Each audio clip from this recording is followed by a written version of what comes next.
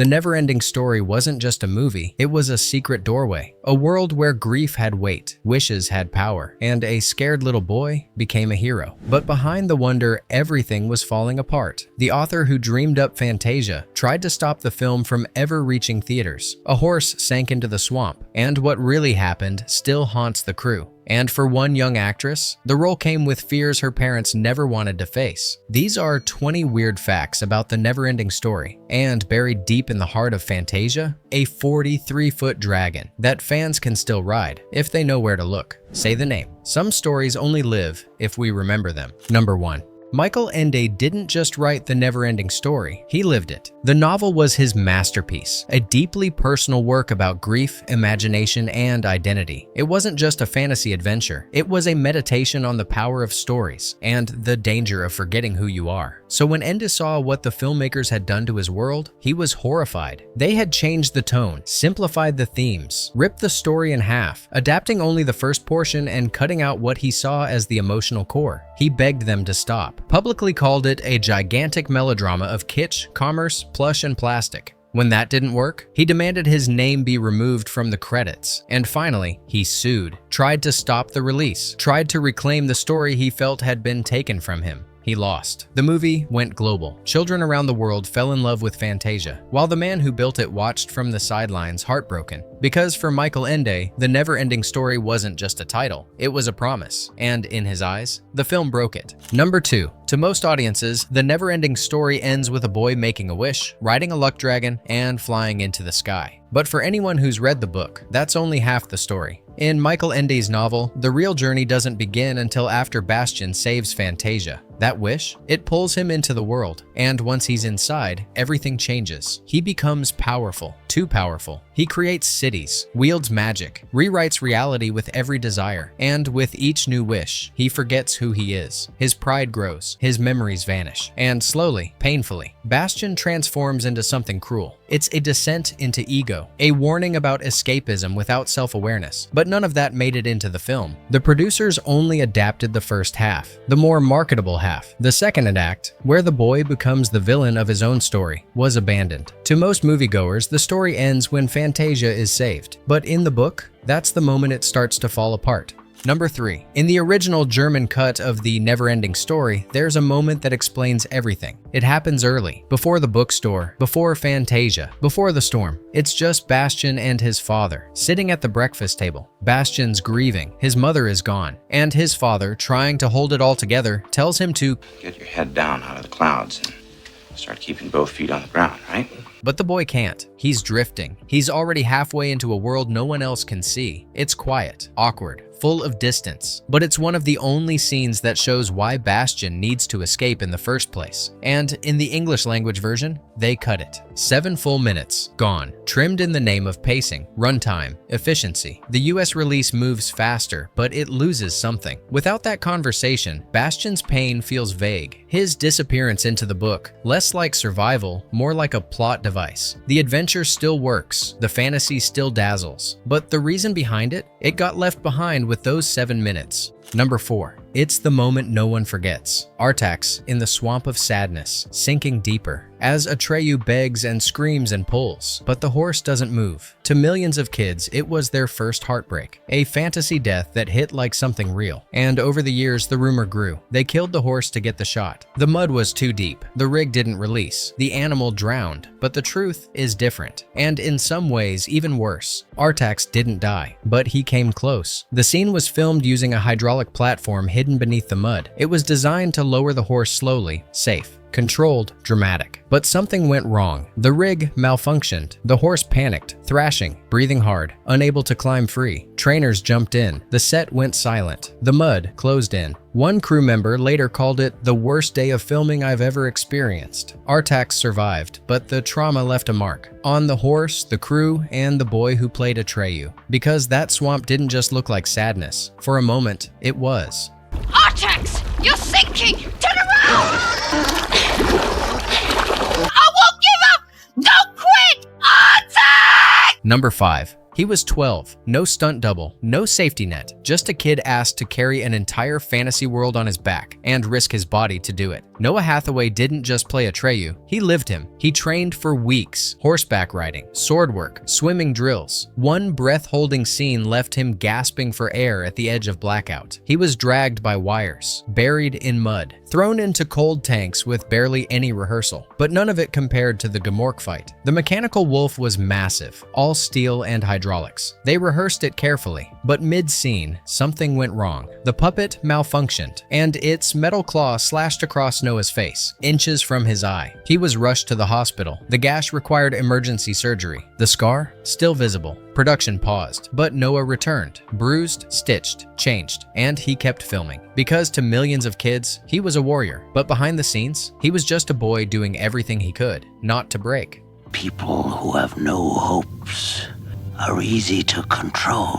Number 6. The Southern Oracle was supposed to look mystical. Instead, it almost turned the studio to ash. The crew rigged massive lighting effects, flash cannons, sparks, and smoke. But one pyrotechnic misfired. A fireball shot across the stage. It ignited the scaffolding. People screamed. Crew members evacuated. Emergency systems kicked in just in time. No one was seriously hurt, but it rattled everyone. They came back the next day and kept filming, but the set never felt safe again. That scene glows blue on screen, but behind it, there was real smoke and real fire. Number 7. At the time, no German studio had ever attempted a fantasy epic of this scale. The NeverEnding Story cost $25 million, an astronomical number for West Germany in the early 80s. The sets were massive, the creatures mechanical, the delays constant. Faulor alone required over a dozen operators. The Swamp of Sadness took weeks to shoot, and the technical issues never stopped. The budget ballooned, and by the final weeks, the studio was on the verge of collapse. Because if the movie flopped, it wouldn't just fail. It would have destroyed the careers of every person who believed in it. Number 8. For years, fans quoted Atreyu's lines, but the voice they remembered wasn't Noah Hathaway's. At a 2010 panel, Hathaway quietly revealed the truth. Most of his dialogue had been re-recorded by someone else. An uncredited voice actor was brought in because the studio thought Noah's voice was too high-pitched. To this day, they've never confirmed who dubbed him. No press release, no official credit, just a kid who bled for the role and never fully got to speak. Number 9. Faulor wasn't always fluffy. Early designs made him more dragon than dog, long, scaly, and otherworldly. He had sharper features, a colder stare, less warmth, and the further they went, the more something felt off. He was majestic, but not magical, so the team reimagined him completely. They gave him fur, puppy eyes, ears that flopped when he flew. The fire-breathing beast became a flying hug, because in a world full of darkness and despair, Faulor had to be the one creature that made you feel safe. Number 10. He had just directed Das Boot, one of the most ambitious war films ever made. Now, Wolfgang Petersen was building a fantasy epic, and he brought the same intensity with him. There were no shortcuts, no close enough takes. Petersen's English was limited, but his expectations weren't. Every movement had to be precise. Every emotion had to land. Some scenes took 30-40 takes before he called cut. The swamp scene with Artax, 2 full weeks. The reveal of Morla the Ancient One, even longer. What was supposed to be a 3-month shoot stretched to nearly a year. 12-year-old Noah Hathaway later described it with understatement. It was a lot of work. But the truth? He was exhausted. Everyone was. Tears were real, tempers flared, and more than once, the line between acting and surviving started to blur. Petersen got what he wanted, the emotion, the weight, the timeless story. But the cost was carved into every frame. Number 11. It was supposed to be a gathering of Fantasia's creatures, but if you look closely during the Ivory Tower Council scene, you'll see pop culture stowaways hiding in the crowd. Yoda, Ewoks, E.T., Mickey Mouse, tucked into corners, standing behind cloaks, all slipped in quietly, likely without permission, by cheeky designers who wanted Fantasia to feel like it contained every world. It's easy to miss on first watch, but once you know, it turns the scene into a fantasy crossover the 80s never officially approved, a secret shared universe, hidden in plain sight. Number 12. As the storm rages, as Fantasia collapses, Bastion shouts a name into the void. a name meant to bring everything back. But for decades, fans argued about what he actually said. It's muffled, windblown, drowned out by music. Some heard Moonchild, others swore it was Mom. The truth? It was Moonchild. That was the name of Bastian's mother. In the book, the moment wasn't meant to be mysterious. It was meant to be healing. But the film's audio mix made sure that one of its most important moments became a lifelong question. Number 13. She was 11 years old, a first-time actress with a haunting face and a voice that felt older than her age. Tammy Stronach wasn't in much of the movie, but as the childlike empress, she became the image of the never-ending story. She didn't have fight scenes or flying dragons, just a throne, a crown, and a plea whispered through tears. And it was unforgettable. The role made her famous overnight, but her parents were nervous. They knew how quickly fame could twist, especially for a child. Then the letters started coming, not from kids, from grown men, fan mail with language no child should read. One Hollywood agent even tried to cast her in a bed scene for a film she didn't understand, until her parents found the script. They pulled her out immediately. No interviews, no sequels, no second role. Because for all the beauty and wonder she helped create, the world behind the camera wasn't safe for someone like her. Why don't you do what you dream, Bastian? But I can't! I have to keep my feet on the ground! Please, call my name! Bastian, please! Save us! Number 14. It's one of the most haunting lines in fantasy film history. They look like big, good, strong hands, don't they? But that quiet moment, the Rockbiter's confession of failure, almost never made it to the final cut. Studio executives thought it was too bleak, too slow, too hopeless for a children's film. But editor Jane Seitz pushed back hard. She said it was the moment that grounded the fantasy. A giant reduced to grief, a creature of strength, admitting he couldn't save his friends. The studio gave in, and that line became the emotional heartbeat of the film. Because even in Fantasia, loss has weight. Number 15. It was a German fantasy film, shot in Munich, dubbed into English, full of creatures no one had seen and names few could pronounce. Critics didn't know what to make of it. Some called it too dark, too weird, too ambitious, and yet it soared. The NeverEnding Story earned over $100 million worldwide and became one of the highest-grossing foreign-produced films in US box office history at the time. It wasn't supposed to work. It didn't follow the rules. It wasn't based on a toy or a franchise. It lingered in sadness. And its hero? A scared, quiet boy who hides in an attic with a book. But somehow, that strangeness became its magic. American kids, just like the ones in Germany, watched Fantasia fall apart and felt like they were the ones meant to save it. Because this wasn't a story that chased trends. It was a story that trusted the audience. And somehow, they trusted it right back.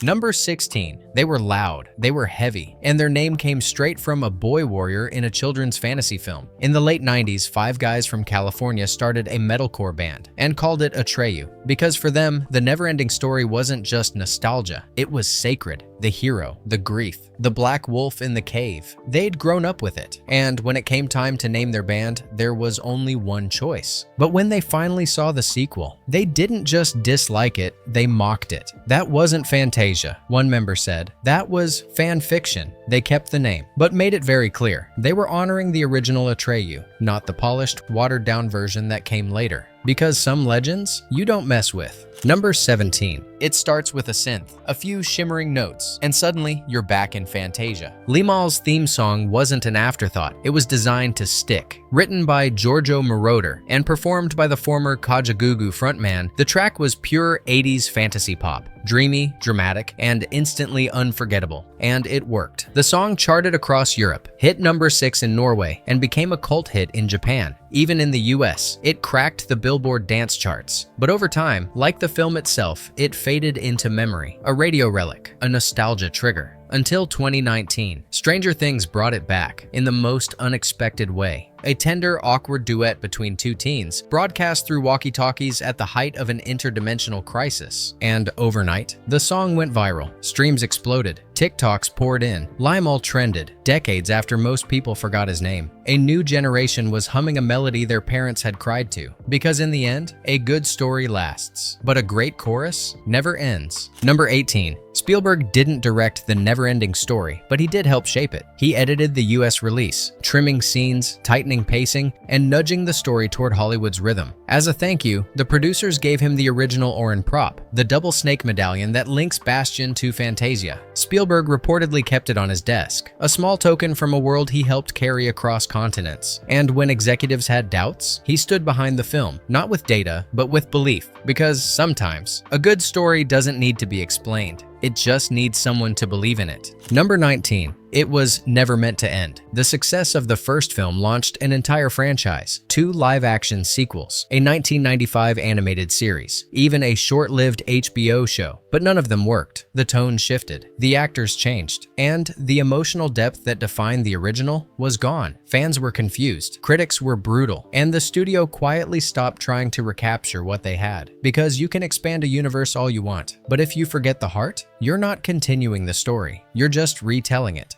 Did you know that the Empress is very ill? Not that it matters. But yes, actually, we don't care. If I don't save her, she'll die! Don't you care about that? We don't even care. Number 20. The NeverEnding Story wasn't just a hit in the US, it swept across continents. Dubbed into over 30 languages, the film became a shared fantasy for children from Argentina to Japan. Each region got its own voice actors, its own posters, its own cultural spin. But the story, a lonely boy, a dying world, and the power of belief stayed the same. For many kids, it was the first time a movie ever made them cry, or dream, or read a book afterward just to keep the feeling alive. It didn't matter what language it spoke. Fantasia belonged to everyone. Bonus fact. Faulor wasn't CGI. He wasn't green screened. He was real. Built from scratch by German creature designers, the original Faulor puppet stretched an enormous 43 feet from snout to tail, covered in soft fur, eyes that blinked, a saddle big enough for a boy and a wish. He required multiple operators, just to smile, fly, or nod his head. After filming wrapped, most of Fantasia disappeared. The sets were torn down, the creatures dismantled, the dream boxed away. But Faulor was spared, and today, decades later, you can still ride him. At Bavaria Filmstadt in Munich, fans from all over the world climb aboard that same flying dragon. They sit where Bastian sat, grin into a wind machine, and for one brief, wonderful moment, they believe. Because somewhere in Germany, Faulor still flies.